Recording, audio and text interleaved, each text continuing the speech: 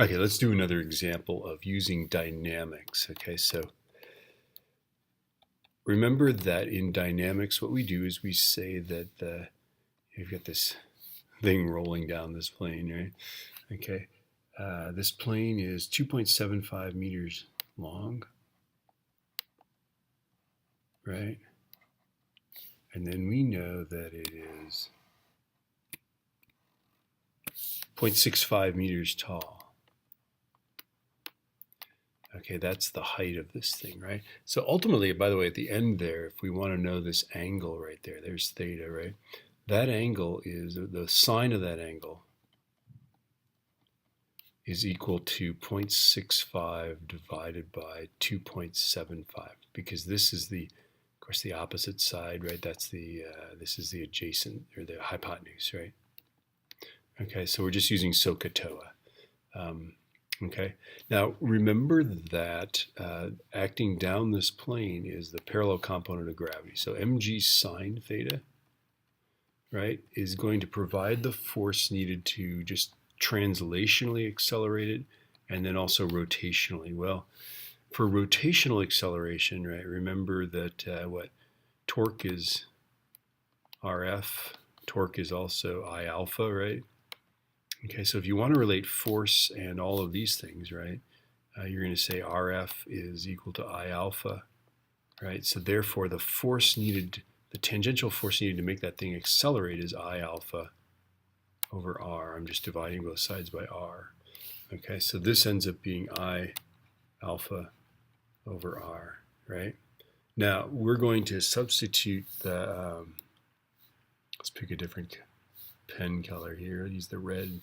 Okay, I'm going to substitute that guy for the moment of inertia, right? And then to get rid of alpha, we're just going to simply substitute A over R for that, right? Okay, I'm using a tangential relationship, right? A is alpha R, so therefore alpha is A over R. All right, so let's go back to blue pen land here. All right, so this expression then looks like this, and you'll need to be able to do these steps. Show me these steps.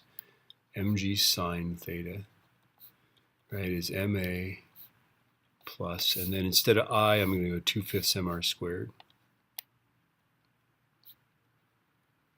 right? And then instead of alpha, go A over R, and then divide that by R, right? All right, and then let's just keep going. So the next thing to do is to cancel the R's, right?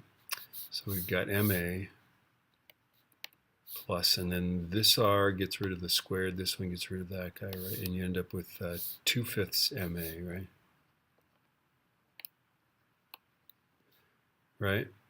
And then this is 5/5 Ma, right? 5/5 Ma plus 2/5 is 7/5 Ma, right? Okay. So now we've got Mg sine theta is 7/5 Ma. And then we can cancel the M, right? And we can solve for A, right?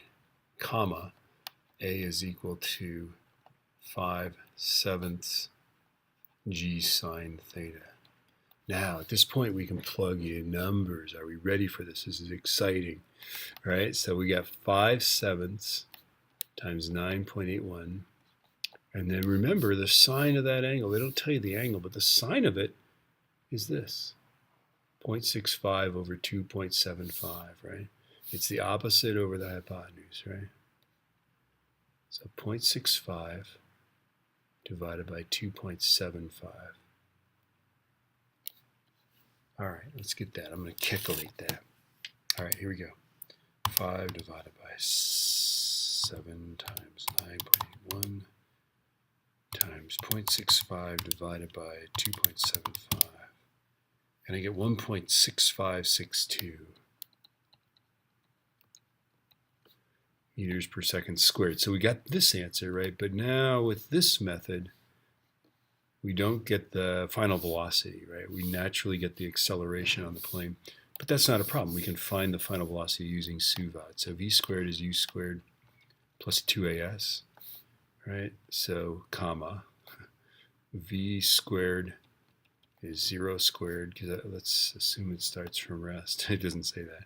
Plus 2 times 1.6562, right? Times, and then the length of that plane is 2.75, right? So now we're all set. Now we can solve for our velocity. So square root of 2 times the number I just got, right?